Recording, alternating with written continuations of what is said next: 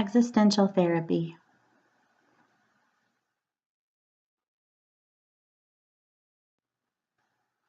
Historical background and introduction of existentialism.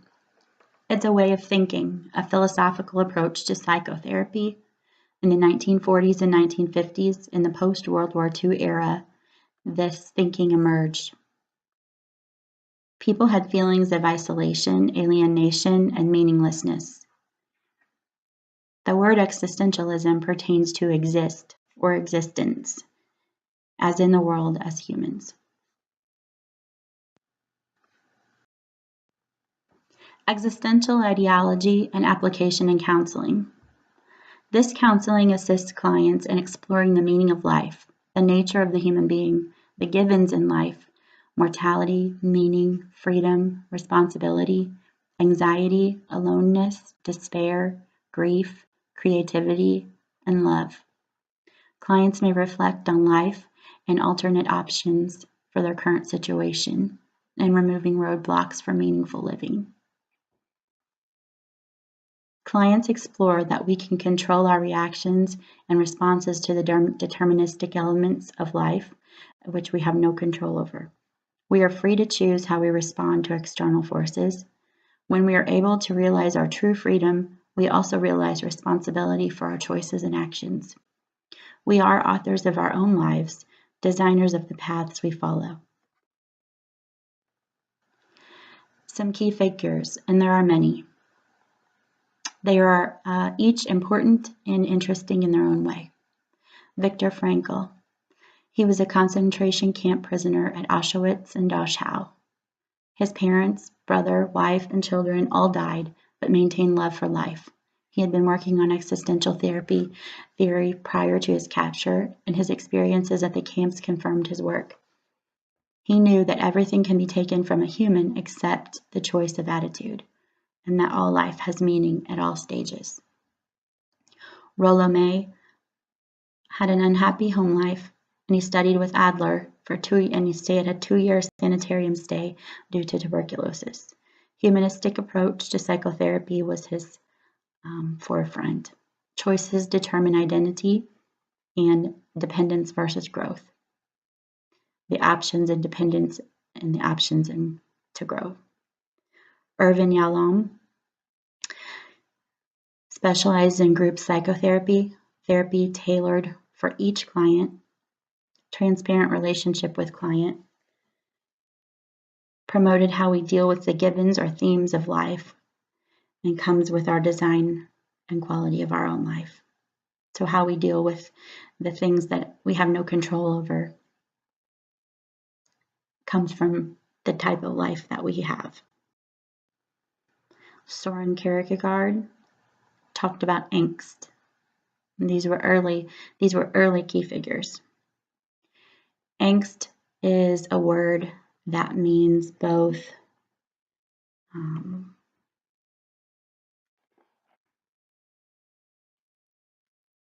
dread and anxiety. He said that existential anxiety drives basic life decisions, tasked with becoming human as we are creating ourselves. Martin Heidegger felt that authentic living and experiences help to construct our lives around the expectations of others. He talked about authentic living experiences and felt that we do spend time constructing our lives and our identities around the expectations of others. Martin Buber, this is tricky. The I and the it, thou. So as it's a way to interact with others. Okay, so if it's I and it, those are just feelings that the people you're around and passing around, you just identify them as an it. But when you recognize the relationship and that it is meaningful, it's an I, thou. Stressed presence with the functions of true I-thou relationship. And presence allows meaning to exist, and presence enables here and now responsibility. Ludwig Binswanger had the holistic model of self, the person-environment relationship. He said we are thrown into the world with responsibility for our choices and planning for future. Existential analysis, and he was a significant figure in psychotherapy. Menard Boss, a significant figure in the development of existential psychotherapy also. Had the phrase or the word dazed in, or being in the world, reflection of life and events and attributing meaning to the life events. And he integrated Freud's methods with Heidegger's concepts. Jean-Paul Sartre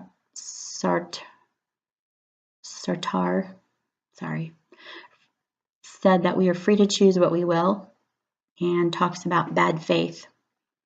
That's when someone feels, I can't help the way I am because of my upbringing, or what do you expect? That's just the way I am. It says we are free to make a new and better choice, a new and better action, regardless of past conditioning. Existence is never fixed or finished. So we have the freedom to choose a new path. James Bugentel coined the phrase existential humanistic psychotherapy, moved away from giving a diagnosis, used presence and searching for clients to make new discoveries about themselves, and tagged resistances from clients, which to tag a resistance means noting that the client is putting up resistance of being fully present, and that might look different ways.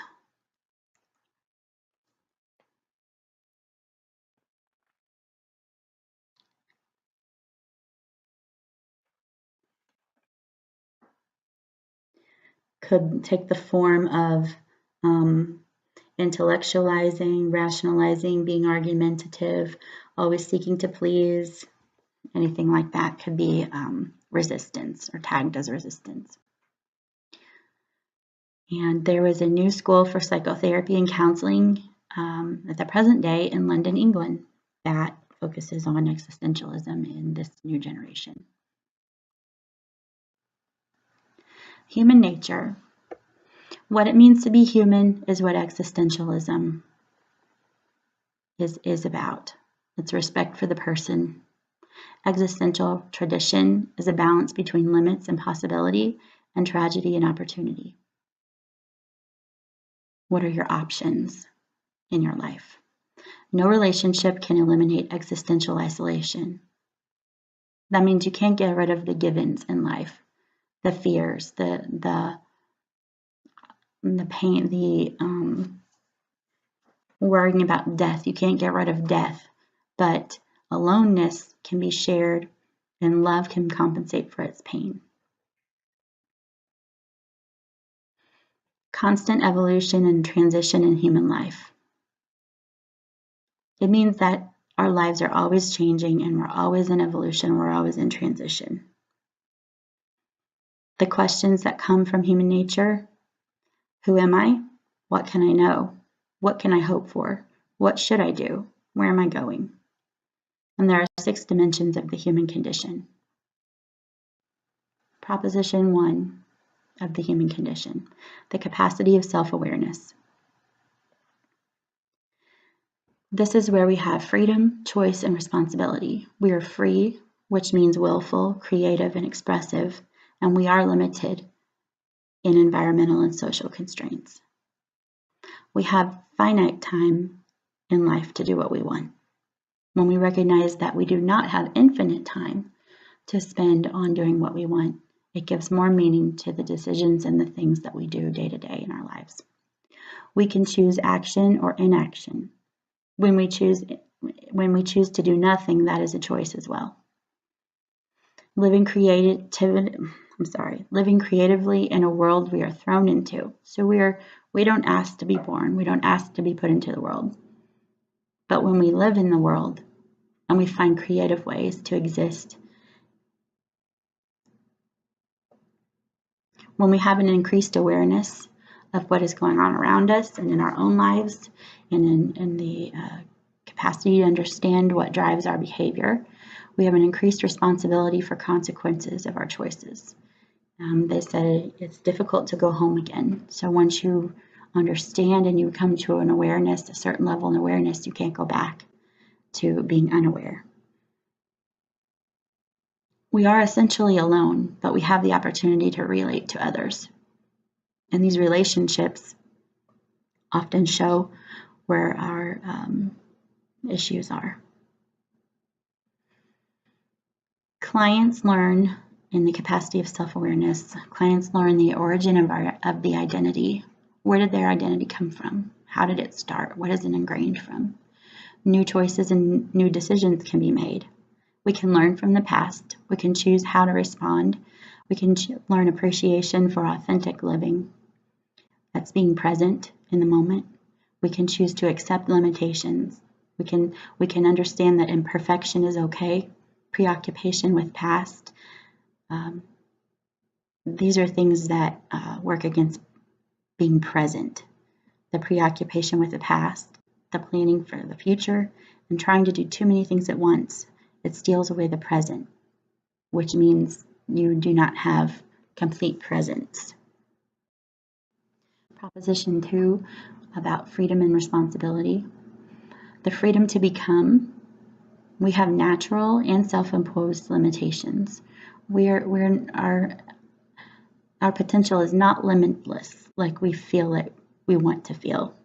We do have natural limitations and we do have self-imposed limitations, and the self-imposed limitations we can work on. We have the capacity to reflect on the meaning of choices. We have the capacity to act on the choices we make, and new actions will change the situation. We can understand bad faith. That's the thinking of, since that's the way I'm made, I can't help what I did. Inauthenticity is avoidance of reality by making excuses. Authenticity is living to be who we are.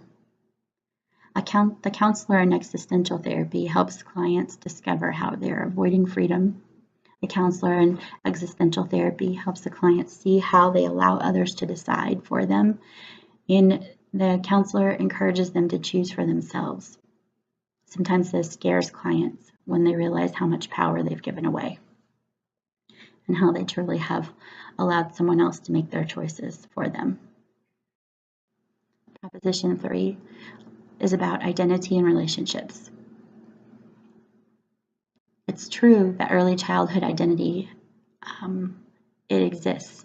It's put into your mind and your psyche early on, where that identity comes from. You can explore that, but then you can also have behavior patterns show up later in life. Identity and being can become based on the expectations of others. A fear that under superimposed identity, there will be nothing left to which the counselor can help create a chosen self. So this means sometimes we get so used to living up to the expectations of others, and we're afraid that if we took away those expectations and pushed them aside, there might not be anything under there. And then a counselor can help create a new self, help build up the self that the client really wants to have. We must be able to be alone and be okay and happy and content with ourselves before we can be with others. We must be able to form healthy attachments. That means not becoming dependent on others. Sometimes it's frightening for a client to realize that others have designed their life for them and that they've allowed it. Proposition 4 is the search for meaning. It's distinctly human to struggle for a sense of purpose in life. Nothing else does this. Existence questions include, why am I here? What do I want from life? What gives my life purpose? What does my life mean? Will I be forgotten when I'm gone? What is the point? I will eventually die. Questions from the counselor point of view could be, Do you like the direction of your life? Are you pleased with what you are now becoming? If you're confused about who you are and what you want, what will you do to gain clarity? That's traveling along with the client. The counselor and client can create a new value system. Once the old value system is recognized, a new value system can be built. People must create their own meaning in life. Proposition 5 is the anxiety as condition of living. So we have anxiety. It's part of being human. So there are these 3 kinds. Existential anxiety. This is when we have anxiety over the givens of existence, things that we can't escape, we can't do anything about. Death, freedom, choice, isolation, meaninglessness. To face this involves seeing life as an adventure rather than hiding behind imagined securities for protection. Normal anxiety. This is an appropriate type and motivation for growth when faced with an event, and we do not, as counselors, attempt to erase this. Neurotic anxiety is disproportionate to the situation. It immobilizes the person. We want as little of this type as possible for the client's psychological health. Proposition 6 is the awareness of death and non-being. So existential therapy gives a new way to look at death. It's a part of life. Death is viewed as giving meaning to life. Death is not a threat, nor is it negative. Death is a reality that enables us to live authentically. If we ignore death, the message is that death is too overwhelming, something to be feared. Exploration of the degree the client can do things that they value. Exploration of the degree of that of clients can do things that they value. Death is motivation to decide how well life is being lived, and those who fear death may also fear life. Therapeutic goals in existential therapy. Increased awareness and decreased restricted existence. To help clients become more present with themselves and others. Help clients identify ways they've locked themselves from their own potential. Challenge clients to assume responsibility for design of present life. Encourage clients to choose more expanded ways of being. No particular set of techniques are essential to this. Techniques may be used from diverse theories in a creative way and tailored to the client's needs. Increased awareness is coupled with client experimentation and practice between sessions. It isn't enough just to work on it in the sessions and have increased awareness. The client has to go out into their life and apply it and practice and experiment with the new choices and the new ways of thinking. The counselor-client relationship is very important in this theory. Counselor attitude toward and relationship with the client must be positive and genuine in order to foster change. The counselor and client journey together deeply into the world of the client as is perceived and experienced by the client. Their reality is what matters. The counselor strives to create a caring relationship with the client. Counselor models authentic behavior. The counselor models presence. The counselor is a fellow traveler, a philosophical companion. Counselor uses appropriate self-disclosure. Counselor has previously clarified personal values in his own life and is not to become lost when exploring deeply the world of the client. When the deepest selves meet from the client and the counselor, the process is at its best. The phases of existential counseling. This therapy works well for clients that are at a crossroads and are questioning the meaning in their lives. It works for many, many kinds of issues and people. The common theme is that they're at a crossroads. It's time to decide something. It's time to transition. It's time to grow. Either they want something to change or they don't want something to change. So the 3 phases: initial, middle, and final. The initial is identifying and clarifying the assumptions about the world. Maybe the incorrect assumptions about the world and others. The middle phase is to examine the source and authority of their current value system. Understand where their identity came from. Understand why they think the way they do, where it could have come from. The final phase is to put into action between the sessions what's been learned about their self during the counseling sessions. Application of existential therapy can be done in brief therapy or group therapy. Brief therapy has some good points and pros. The time-limited approach is like a catalyst for active involvement in sessions, so you don't have a lot of time, so you gotta work. You gotta work and you have to be focused and present. Time-limited therapy mirrors the reality of human existence. We have a finite amount of time in the world and in our life, and there's a finite amount of time in the therapy. Requires more structure and clearly defined goals. If short work is beneficial, they can evaluate for later needs together and get their short-term goals met, and then look at if they need to have further counseling for later. Group therapy is different because of its just the makeup of it. Enables members to be honest with themselves and widens the perspectives on themselves and the world. They can form relationships with others, and they can kind of practice, clarify what gives meaning in the present and future life. The group provides a mirror and practice which is likely to happen in real-world interaction with others. They get to know the view of others' perspectives.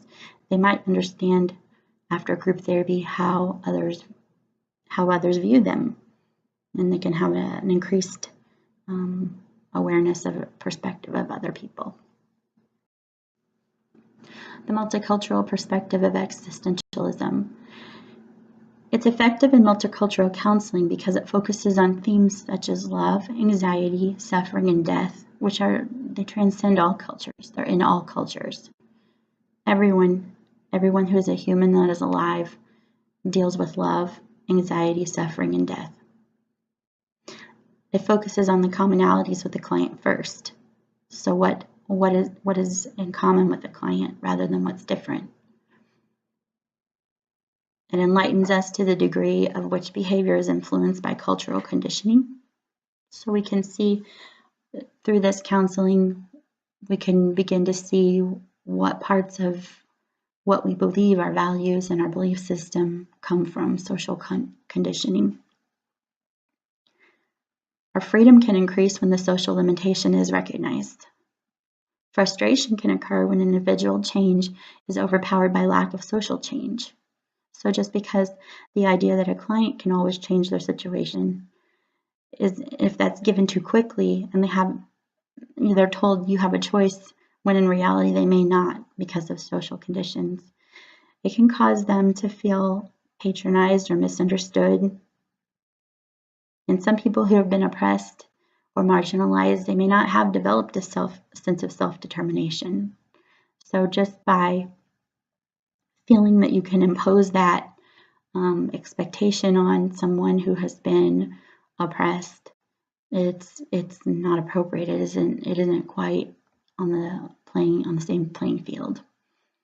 When the person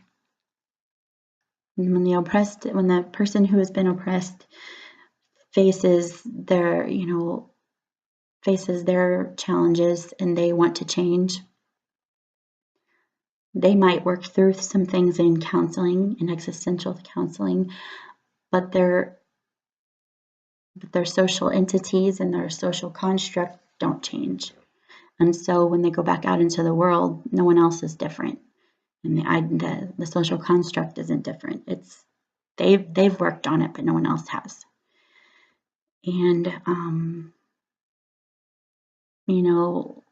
looking at someone who has had less opportunities and just not had the opportunities for education and growth and success because of the multicultural perspective, to look at them and say, well, you have a choice, you have a chance, you always can, you could change your situation.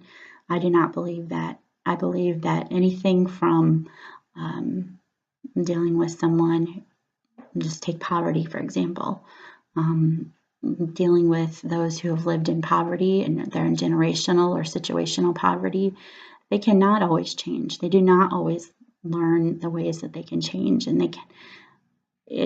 If you're telling them that, you're going to lose them. They're not going to link with you anymore. If you're telling them that they've done this, or they've caused this, or they've created this for themselves, it isn't always true.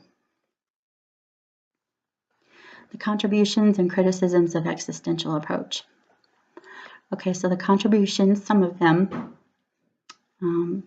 it contributed to the human quality of the therapeutic relationship. So pulling away from those earlier Freudian ideas that the counselor was not equal to the client because the client is coming to the counselor for help, so therefore they can't be equal. Pulling away from that and becoming a partnership, a team, a relationship forms, and that human quality comes out. It brought the person into focus and emphasis on freedom and responsibility in human nature. The new view on death is a definite contribution. The new dimension of understanding of anxiety and guilt, frustration, loneliness, and alienation, these are givens for human life, human existence. Everyone feels anxiety, everyone feels guilt, everyone feels frustration and loneliness and alienation. The limitations of existential approach: it lacks a systematic practice of psychotherapy. It uses vague language and it makes research difficult. I would imagine that it makes it difficult to call it evidence-based practice.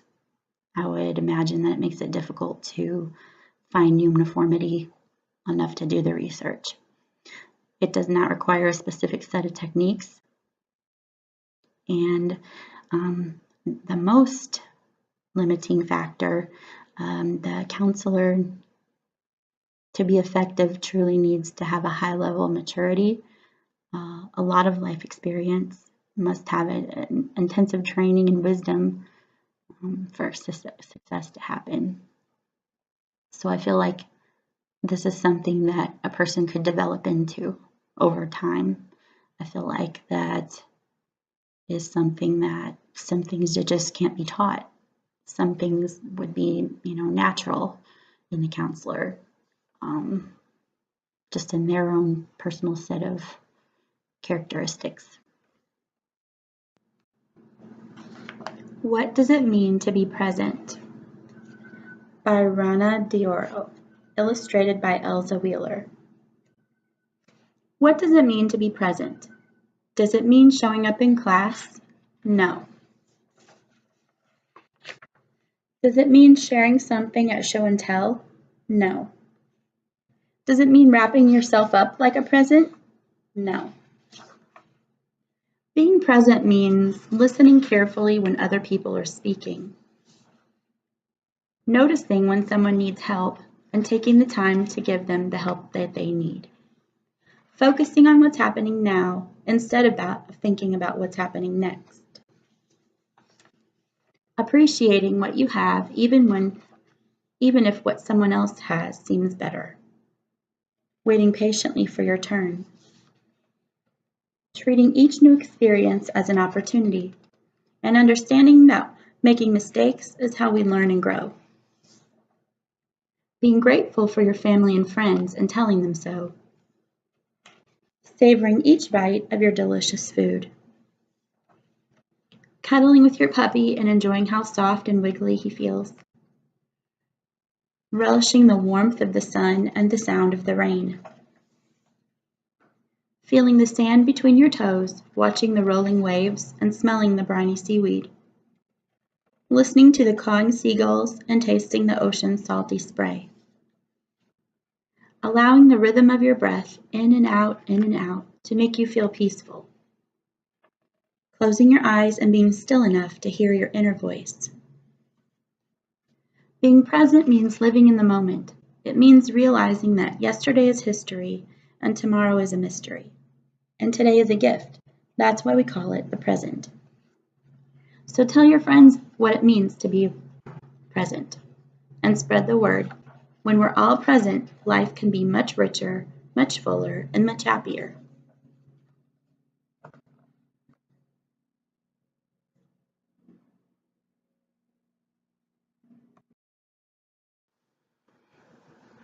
And the credits are book, Theory and Practice of Counseling and Psychotherapy by Gerald Corey, 9th edition.